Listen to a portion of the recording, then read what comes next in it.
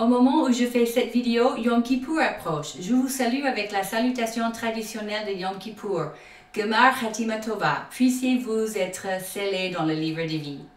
En plus du jour des expiations, Yom Kippour pointe prophétiquement vers la seconde venue du Christ, le jugement de Satan et la séparation entre les nations boucs et les nations brebis. Et nous regarderons tout cela ensemble dans cette vidéo, en plus d'examiner la claire distinction que la Bible fait entre le jour d'enlèvement des saints et le jour du retour du Christ en tant que roi.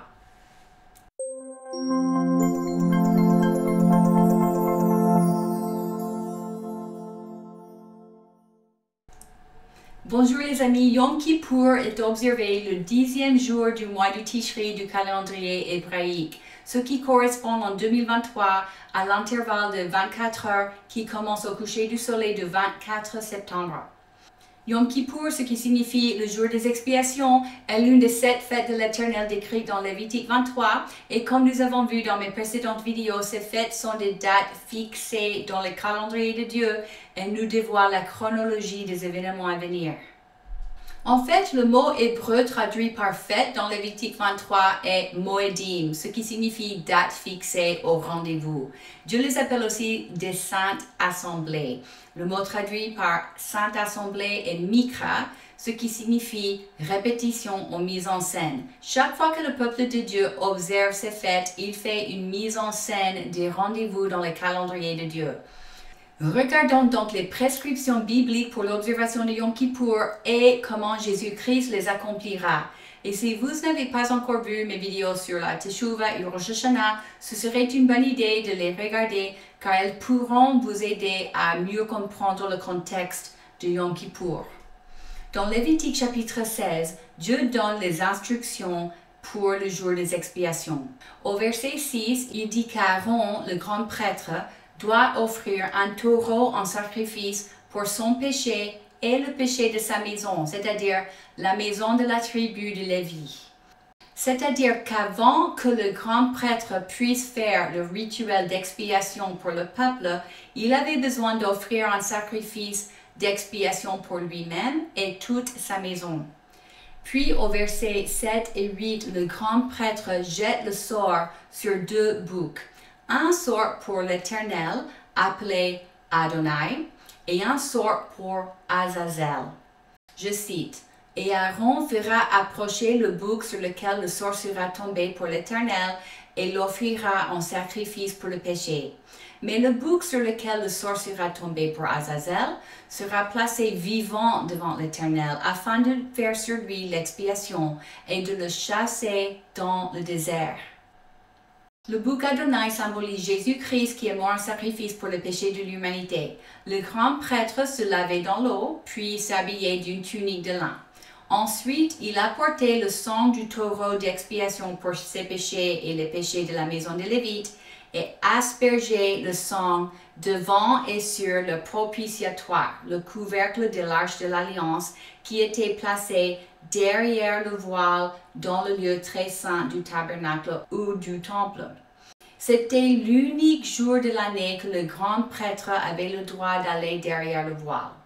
Puis le grand prêtre égorgeait le bouc expiatoire pour les péchés du peuple et faisait la même chose. Lisons-le dans le texte. Il égorgera le bouc expiatoire pour le peuple et on portera le sang derrière le voile. Il fera avec ce sang comme il a fait avec le sang du taureau. Il en fera l'aspersion sur le propitiatoire et devant le propitiatoire. Le sang de ce bouc d'expiation purifiait donc le sanctuaire et toute la nation d'Israël de leurs péchés.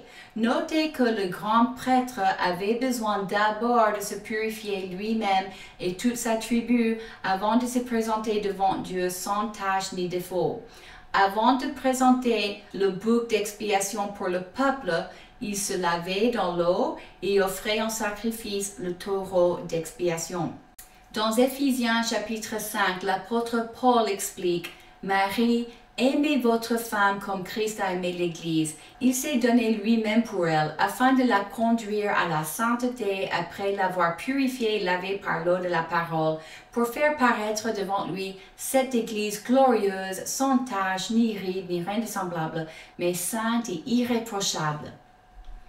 Jésus est notre grand prêtre et nous sommes nous-mêmes les Lévites, ou les prêtres.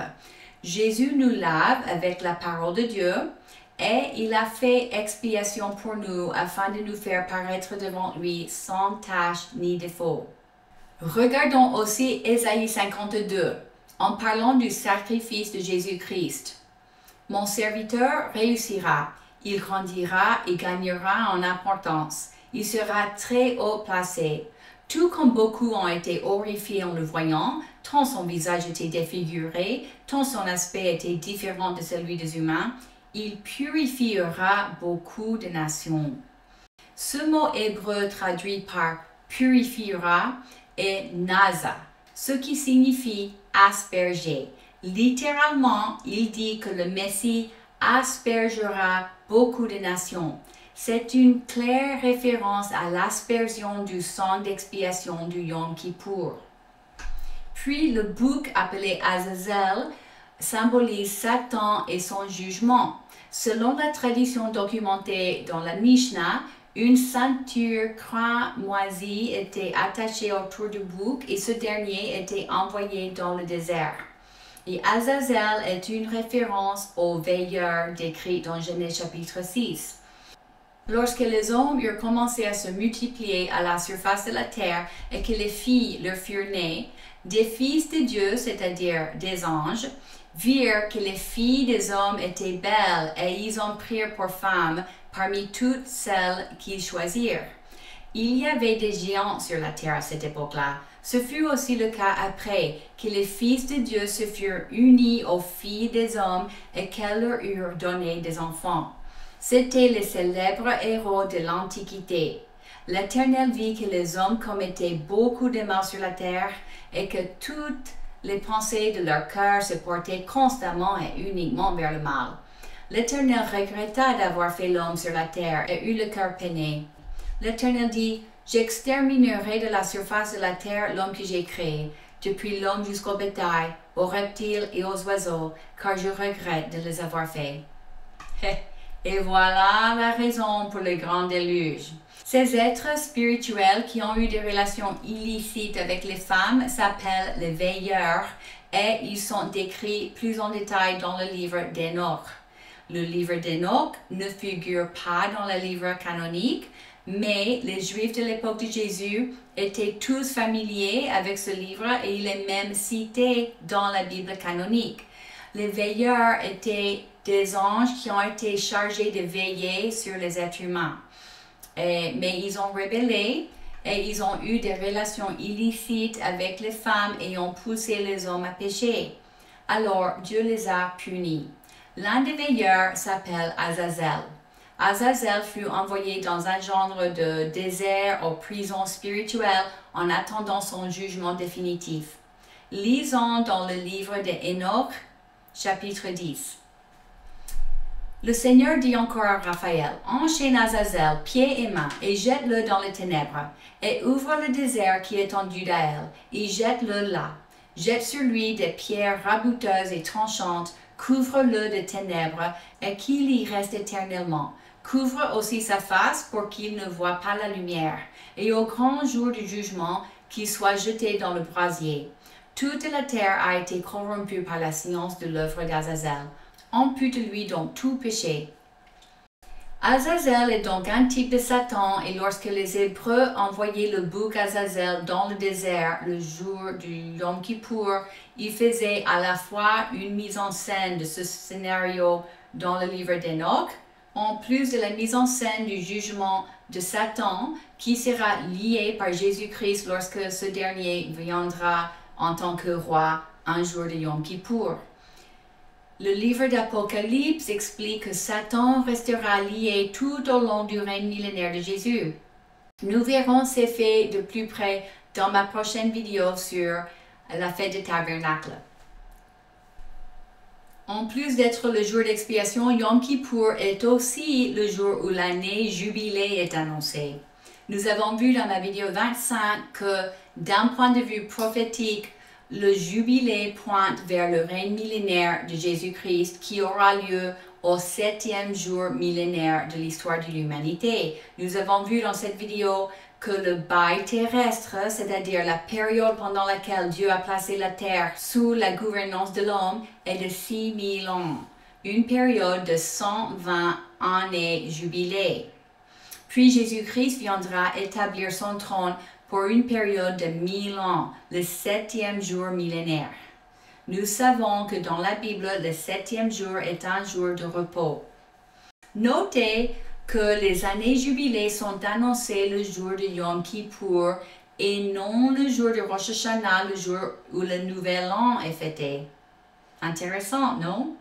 C'est un autre indice que c'est Yom Kippour et non Rosh Hashanah qui marquera le commencement du règne millénaire. Comme nous avons vu dans mes précédentes vidéos, Rosh Hashanah, observé le 1 Tishri, marque le jour où les élus seront enlevés au ciel pour y être cachés et protégés pendant la grande tribulation qui frappera les habitants de la terre, une période connue dans la tradition juive comme Yamim Noraim, les jours redoutables. À la fin de Yamim Noraim, un jour de Yom Kippour, Jésus reviendra avec nous dans la gloire pour établir son trône à Jérusalem. Ce jour sera suivi par une période de 1000 ans, connue comme le règne millénaire, où le peuple de Dieu régnera sur terre avec Christ. Il y a eu beaucoup de questions posées dans les commentaires des précédentes vidéos concernant le jour où Jésus viendra dans sa gloire pour lier Satan et établir son trône à Jérusalem. La Bible fait une claire distinction entre Rosh Hashanah, le jour où Jésus viendra en tant que marié chercher son épouse, et Yom Kippour, le jour où Jésus viendra en tant que roi. En plus des détails fournis dans mes vidéos sur la Teshuvah et Rosh Hashanah, regardons d'autres références scripturaires que nous aident à différencier ces deux événements. Le jour de l'enlèvement est décrit dans le Nouveau Testament comme parousia, l'approche du Seigneur, tandis que le jour où Jésus viendra en tant que roi est connu comme le jour du Seigneur ou le jour de l'Éternel. La Bible parle de la parousia ou l'approche du Christ depuis notre perspective. C'est pour nous, le peuple de Dieu, une bienheureuse espérance qui ne devrait pas nous prendre par surprise. En revanche, le jour de l'Éternel est décrit depuis la perspective des habitants du monde maudit, qui seront encore sur terre ce jour-là.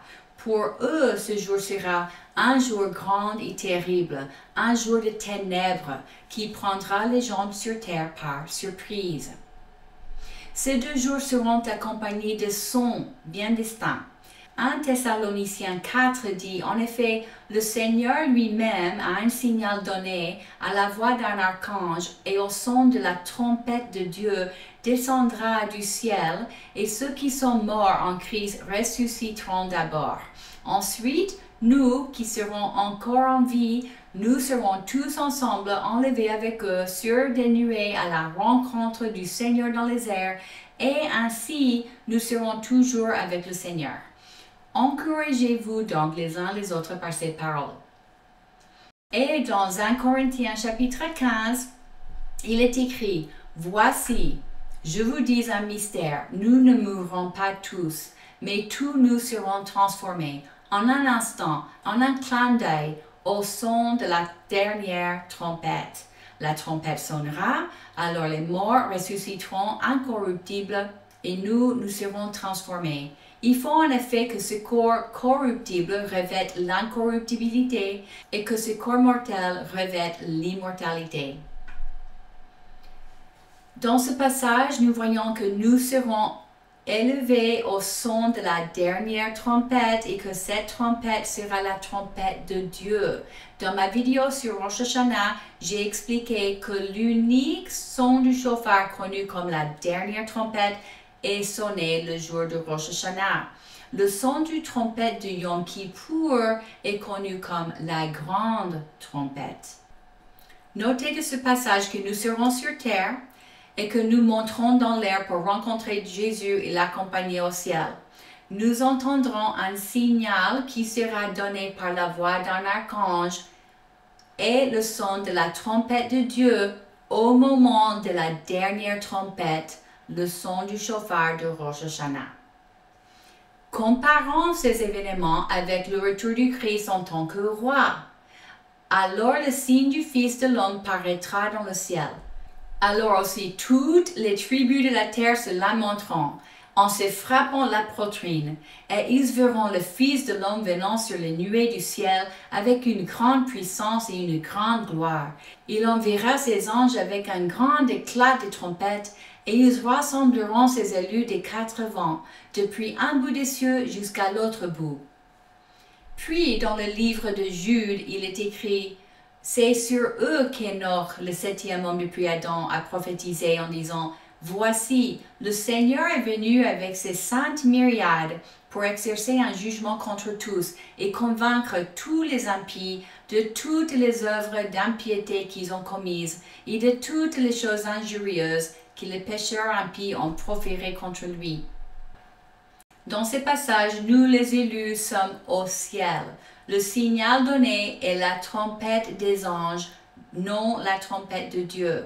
Ces trompettes-là sont un appel aux élus de se rassembler des extrémités du ciel. Et nous nous rassemblerons au ciel pour accompagner Jésus dans sa descente sur terre.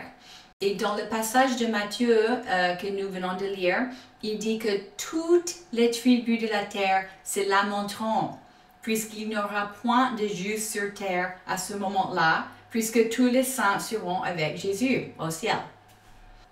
En revanche, ce que les habitants de la terre entendront ce jour-là sera la voix terrible de l'Éternel qui rugira de Sion et secouera les cieux et la terre.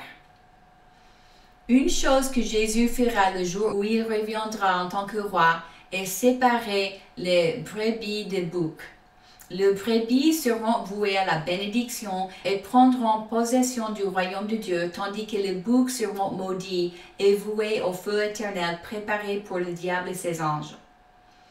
Le sort jeté sur les deux boucs de Yom Kippour sera accompli donc par Jésus-Christ lors de son retour dans la gloire.